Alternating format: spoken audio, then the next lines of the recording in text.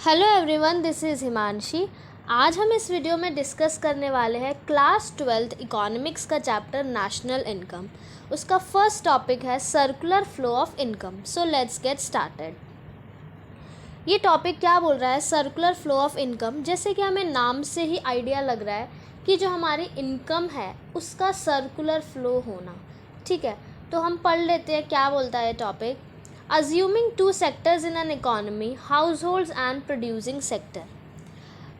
वैसे हमारी जो इकॉनमी है पूरी, हमारी इकॉनमी में बेसिकली 4 सेक्टर्स होते हैं। कौन कौन से?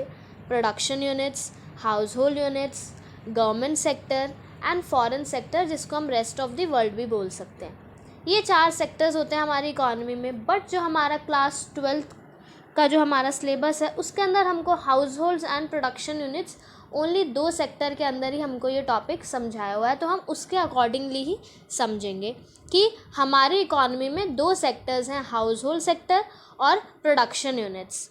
ठीक है, नेक्स्ट पॉइंट बोल रहा है circular flow of income refers to continuous circular movements of money and goods between the major sectors of an economy. हमारी डेफिनेशन क्या बोल रही है कि सर्कुलर फ्लो ऑफ इनकम का मतलब क्या होता है? पहले तो दैट मीन्स हमारी इनकम का, या हम बोले हमारी मनी का और गुड्स एंड सर्विसेज का circular movement, continuous circular movement होना हमारी जो इकॉनमी के सेक्टर्स हैं उनके बीच, उसी को हम क्या बोलते हैं? Circular flow of income. ठीक है, तो सर्कुलर फ्लो ऑफ इनकम का सिंपल अगर हम मीनिंग देखें तो क्या है? That means continuous circular movement जो हमारे गुड्स एंड सर्विसेज और मनी का हमारे जो इकॉनमी में हम जो पढ़ रहे हैं, जैसे 2 सेक्टर पढ़ रहे हैं, house hold and production units, इनके बीच हमारी मनी और गुड्स एंड सर्विसेज का कॉन्टिन्यूअस सर्कुलर मूवमेंट चलने को हम क्या बोलेंगे? Circular flow of income. ये हो गई हमारी सिंपल डेफिनेशन। अब हम इस टॉपिक को समझते हैं कि टॉपिक बोल क्या रहा है।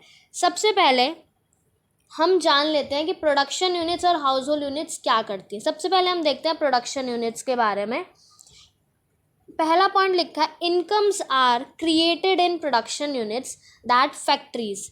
जो भी हमारी इनकम है वो कहाँ क्रिएट होती है भाई? हमारी फैक्ट्रीज में या प्रोडक्शन यूनिट्स में क्रिएट होती है। कैसे क्रिएट होती है? ऑब्वियस सी बात है, प्रोडक्शन जब होएगी तभी तो हम इनकम जनरेट कर पाएंगे। जब गुड्स एंड सर्विसेज सेल होंगे, हम बेचेंगे, तब उससे इनकम जनरेट होगी और फिर वो पूरी इकॉनमी में आएगी।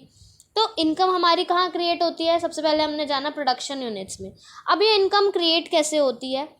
हमको पता है कि प्रोडक्शन करने के लिए प्रोड्यूसर को 4 फैक्टर्स ऑफ प्रोडक्शन की ज़रूरत होती है। हम छोटी क्लासेस से पढ़ते आ रहे हैं हमेशा से।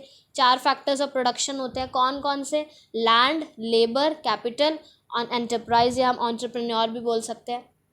ये 4 फैक्टर्स ऑफ प्रोडक्शन हमारे होते हैं। ठीक है, तो जो भी हमारे 4 फैक्टर्स ऑफ प्रोडक्शन होता है, इनके जो ओनर्स हैं, ये जो फैक्टर्स ऑफ प्रोडक्शन हमको कहाँ से हमें मिलेंगे? ये हमको मिलेंगे हाउस होल्ड्स यूनिट से। ठीक है, जो भी हमको, जैसे प्रोड्यूसर को लैंड की ज़रूरत है, लेबर की ज़रूरत है, कैपिटल की ज़रूरत है, ये सारे फैक्टर्स हमको कहाँ से मिलेंगे? हाउस होल्ड यूनिट से। ठीक है, तो यही पॉइंट आगे लिखा हुआ है owners of factors of production come from house holds. जो भी ओनर्स हैं फैक्टर्स ऑफ प्रोडक्शन के, जो हमें ज़रूरत पड़ेगी वो हमें कहाँ से मिलेगा? हाउस होल्ड सेक्टर से मिलेगा। और the production units hire the services. Production units इनकी सर्विसेज हायर करेगी। किन की सर्विसेज हायर करेगी? हाउस होल्ड यूनिट्स की सर्विसेज हायर करेगी, जिसको हम फैक्टर सर्विसेज बोलेंगे। और उनके बदले में, अब वो फ्री में तो अपनी सर्विसेज देंगे नहीं हाउस होल्ड वाले, उसके बदले में प्रोडक्शन यूनिट्स उनको क्या करेंगी? फैक्टर पेमेंट्स करेंगी। जो फैक्टर सर्विसेज ली उनके बदले में उनको हमने फैक्टर पेमेंट्स करी प्रोडक्शन यूनिट्स वाले में। ठीक है, तो ये काम हुआ हमारे प्रोडक्शन यूनिट्स का कि प्रोडक्शन यूनिट्स ने हाउस होल्ड सेक्टर से फैक्टर सर्विसेज हायर करी और रिटर्न में उनको फैक्टर पेमेंट्स दी। अब हाउस होल्ड सेक्टर देखते हैं। अब हाउस होल्ड सेक्टर क्या करता है? The production units produces goods and services by using the factors of production and renders the goods and services to the households.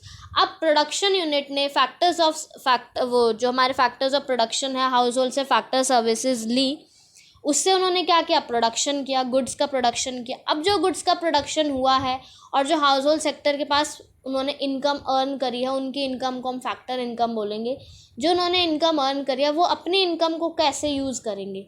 अब वो अपनी इनकम को वो गुड्स एंड सर्विसेज खरीदने में एक्सपेंड करेंगे, ऑब्वियस सी बात है। अब जो उनके पास इनकम है वो अपने पास घर में तो संभाल के रखेंगे नहीं, उससे गुड्स एंड सर्विसेज खरीदेंगे।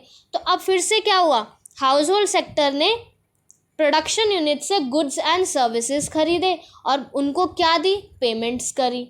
तो ये हमारे हाउस होल्ड सेक्टर्स करते हैं। The households will make payment to the production units in return for these goods and services. Household sectors ने गुड्स एंड सर्विसेज ली और उनके बदले में उनको पेमेंट्स करी। तो हमने देखा कि ये एक सर्कुलर मूवमेंट या एक सर्कुलर फ्लो बन रहा है कि प्रोडक्शन यूनिट्स ने पहले फैक्टर सर्विसेज दी और उनको फैक्टर पेमेंट्स करी, फिर जो उनको फैक्टर इनकम हुई उसी फैक्टर इनकम से उन्होंने गुड्स एंड सर्विसेज खरीदे और फिर से प्रोडक्शन यूनिट्स को ही उन्होंने पेमेंट करी। तो ये हमारा क्या बन गया, एक सर्कुलर फ्लो बन गया। ठीक है, तो इसी को ही हम इसके अंदर ही एक और छोटा सा टॉपिक आ जाता है, real flows and money flows. Real flows and money flows क्या बोलते हैं हमारे, कि हमारे जो हमने पढ़ा है household sector and production sector है। हाउस होल्ड सेक्टर ने अपनी फैक्टर सर्विसेज दी, लैंड लेबर दी, और प्रोडक्शन यूनिट्स ने अपने गुड्स दिए। तो जहाँ पे रियल फ्लोज का मतलब है जहाँ पे हमारे गुड्स एंड सर्विसेज का फ्लो हो रहा है इकॉनमी में, उसको हम बोलते हैं रियल फ्लोज, जो कि हमारे इस डायग्राम से पता चल रहे हैं। ये दो हमारे रियल फ्लोज हैं। और मनी फ्लोज क्या हैं, जहाँ पे हमारी मनी इन्वॉल्व है। दैट मीन्स जब प्रोडक्शन यूनिट अपनी फैक्टर पेमेंट्स की फैक्टर सर्विसेज की पेमेंट कर रहा है हाउस होल्ड यूनिट को, और जब हाउस होल्ड यूनिट अपना खर्चा कर रहा है गुड्स को खरीदने में, तो यहाँ इन दो जगह पे हमारी मनी का इन्वॉल्वमेंट है, इसलिए ये मनी फ्लोज। और रियल फ्लोज जहाँ पे हमारे गुड्स एंड सर्विसेज का फ्लो है वो है हमारा रियल फ्लोज। तो ये हो गया हमारा topic.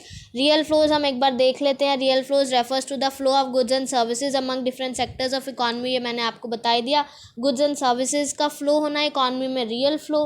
And money flow, when money is used as a medium of exchange, जब मनी का यूज़ हो रहा है तो वो होते हैं हमारा मनी फ्लो। तो ये था हमारा छोटा सा topic, circular flow of income. I hope आपको क्लियर हुआ होगा।